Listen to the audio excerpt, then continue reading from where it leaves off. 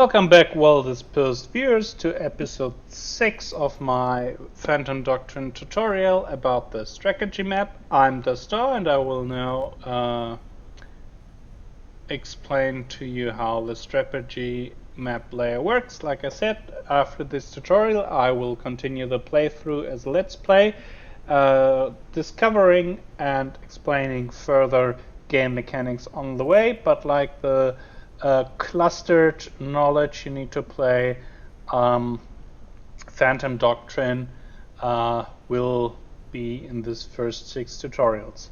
So as I mentioned before, there are some changes in the patch 1.0.4, and one is how the strategy game map play starts now.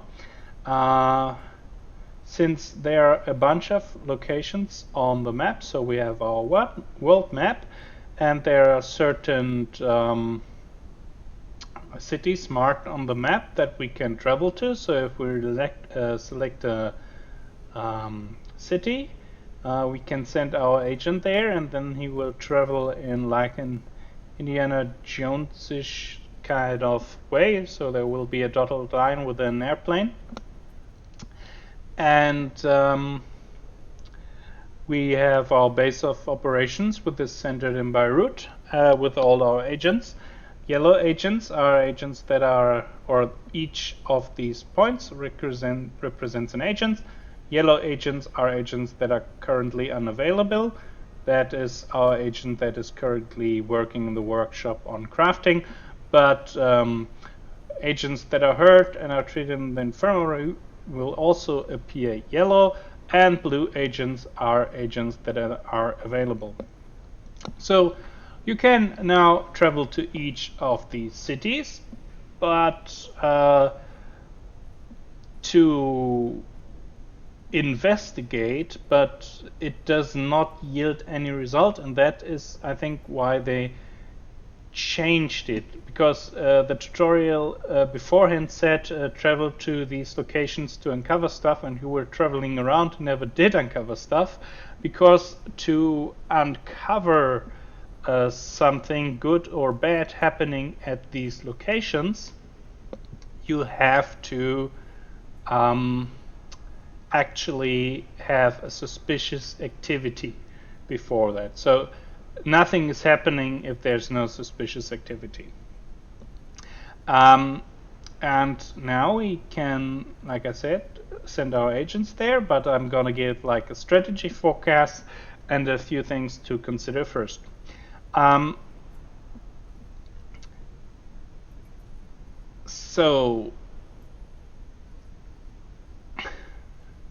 Okay, now I'm gonna start different. I'm gonna send 2 agents to Kuwait, and 2 agents to Port Said, and we'll now advance with the game. Okay, so now our agents arrived in Port Said and nothing happened. So the suspicious activity, whatever it was, turned out to be a false alarm. Now I'm gonna go advance to Tripoli. The game does not stop automatically if you reach a location, so you will always want to pause or be quick on the pause trigger. We tracked down Aguirre, so the agent from the dossier of the last episodes. Officially, he coordinates maritime transport for a charity called the Good Samaritans of America. We knew that. And officially, that's what we need to find out. We just need to wait until he makes a suspicious move to follow him to a destination. So we gained new intel on Aguirre since we uncovered some of his activities here. Okay, they changed the early game quite a bit.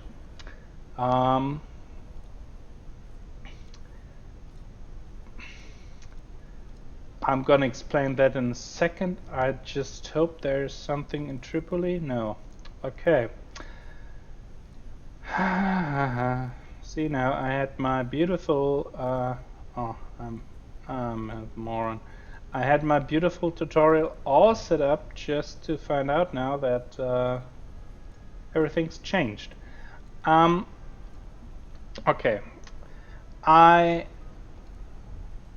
gonna play along with the new tutorial. I mean, they probably have some thoughts on why they try to explain the game this way now. But okay.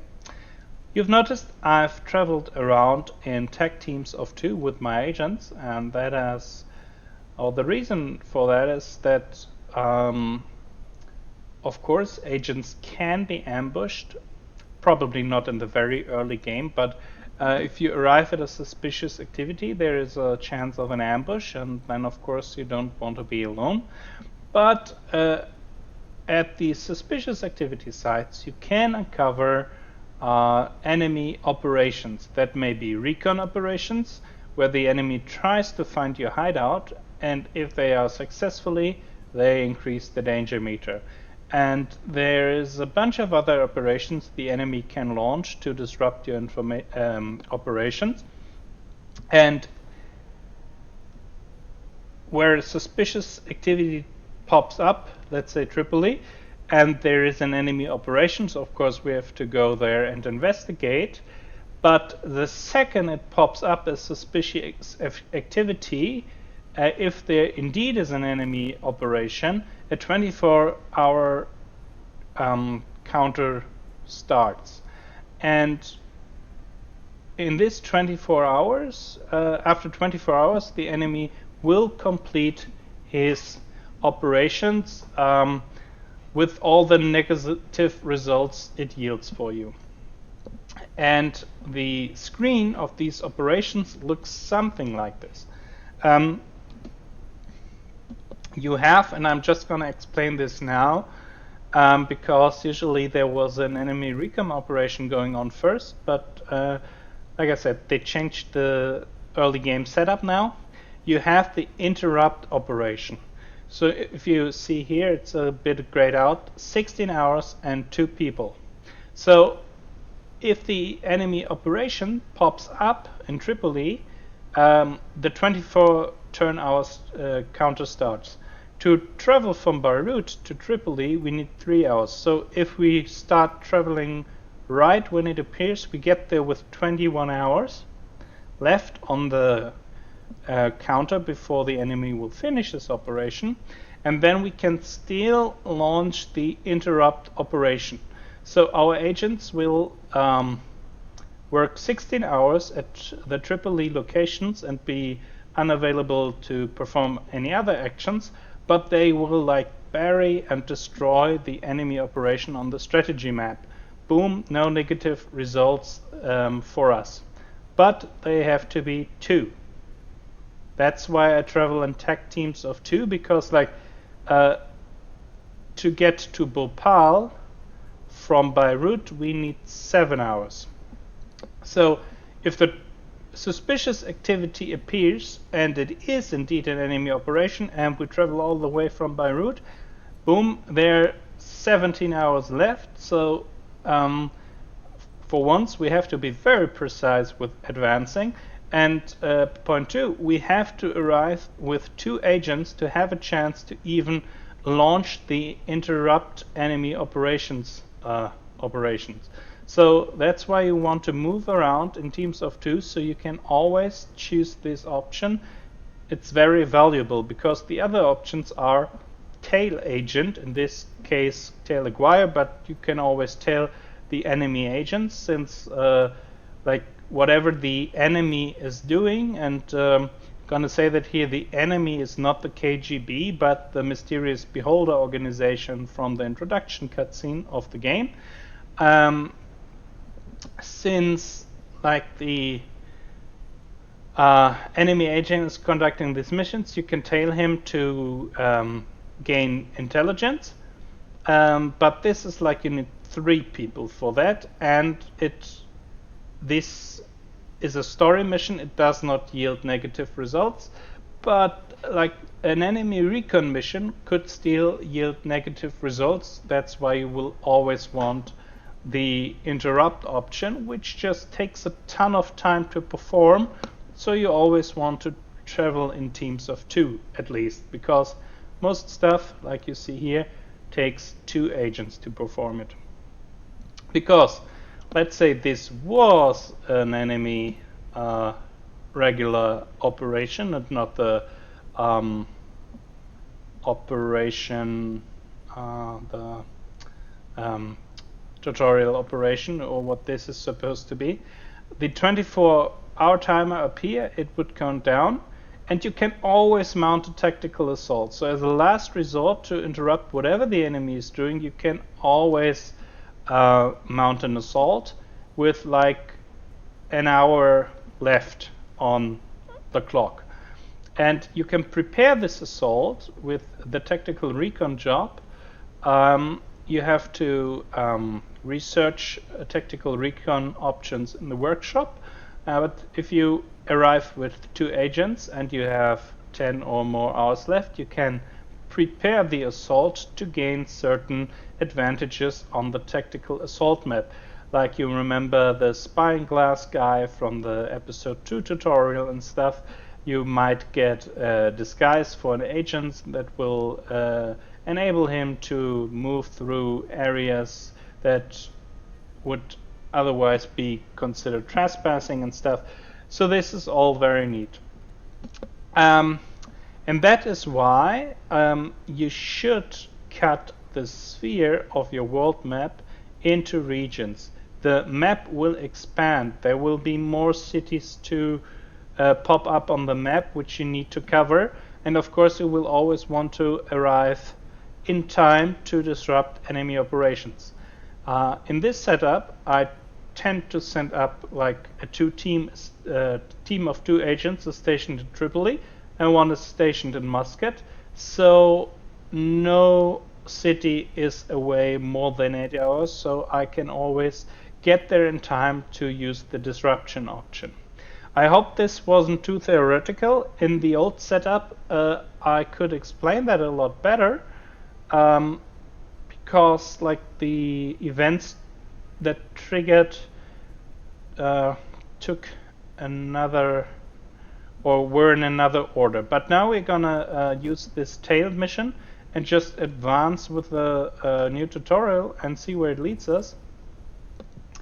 Now we're done crafting. We're gonna craft a lockpick now. So now you see there is a green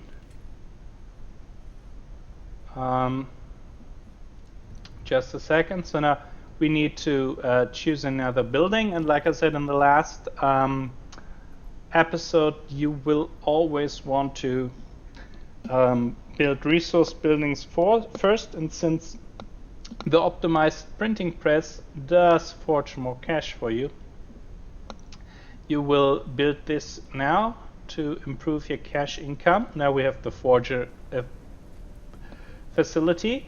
We can create new identities, so resetting the heat meter, but our agents, even though the heat is high, if they're not exposed, we don't need to do that right now. But it's really neat because you basically get to the customization screen. So when you forge a new passport, you can redo the agent customization. I think that is very neatly done to integrate this here. But now we have to assign one of our agents permanently. I mean, you can unassign him anytime, but to improve your steady cash flow income, you will have to, or you want to leave one in there at any time. And with the workshop optimized press being built, we will crack up our income to 80, since we will double the income of forging cash. So back here, these skull type-shaped symbols always mark story missions, and like I said, the green bar counting up is the progress on our mission. So now I'm not gonna build anything new with deadpan, so we have 2 agents left to cover the world map if the need arises, like it does now.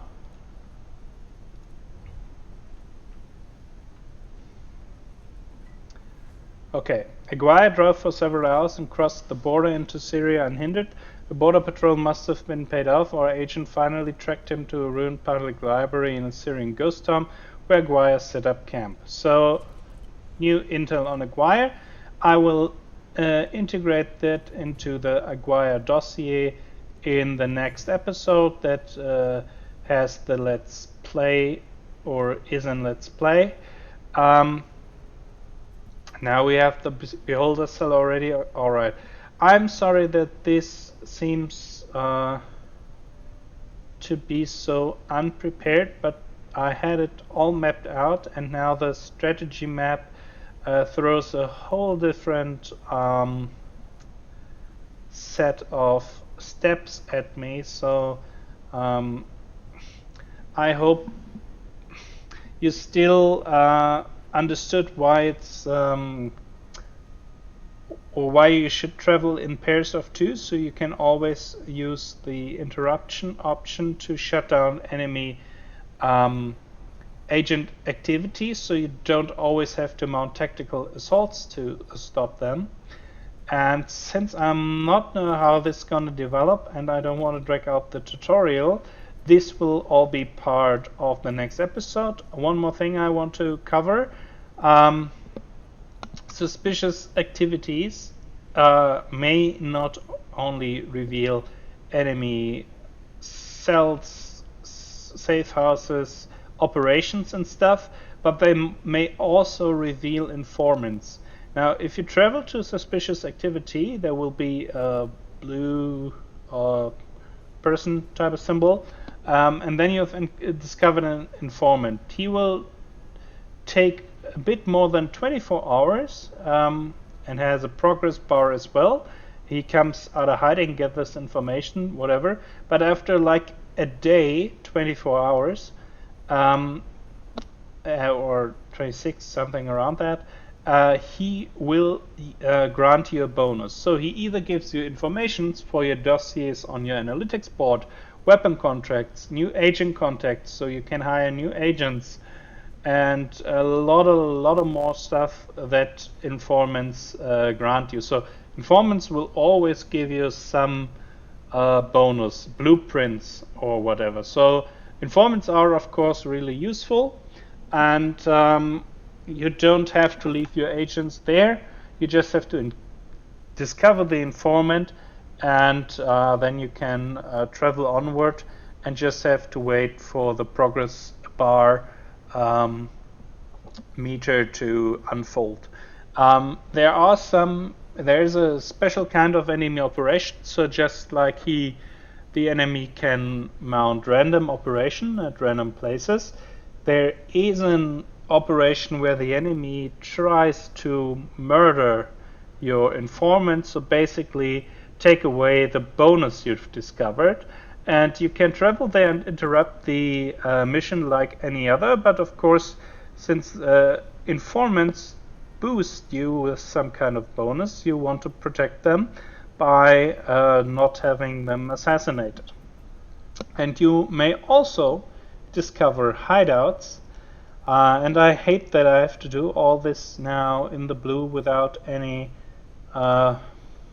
real stuff to show for, but with the Aleppo safe house, like, the story is driving a lot faster than it was before, and you can discover at suspicious activity places new hideout candidates, and like I said, if the danger meter is up too high, you can move your hideout via this option, and basically the further away the hideout is, and the less heat it has on it, so somehow hideouts already has some danger on them because I don't know, they're not to enemy agents or something. So the further they are away and the less heat is on them, the more expensive the moving process is. So I've seen options between 1,000 and 6,000. So just you have some references there that you can use to or for hideout candidates. So I'm gonna cut the tutorial now and continue with the Let's Play in episode 7. If some of the stuff that I just rolled out wasn't clear, you might want to hang out on to the Let's Play. Like I said, I'm very, very sorry that I couldn't show everything like on site. And I hope I will be able to show that all in the next episode, because eventually all the things that I've just told you will come up, but like my idea to cluster the tutorial information so you don't have to sit a whole too long, that just backfired through the new setup. So if you're interested in in more details, hang on. If you're interested in the story or just enjoy Let's Play, so just stick with me and we'll cover all the stuff in the second. Even though the last episode did not pan out as planned, I hope the first 5 episodes, or just 4 were covering gameplay, we're helping you. I like your feedback on that. If you have any corrections, because I might have gotten something wrong in the last 6 episodes, please let me know. And I hope you have enjoyed, and see you soon.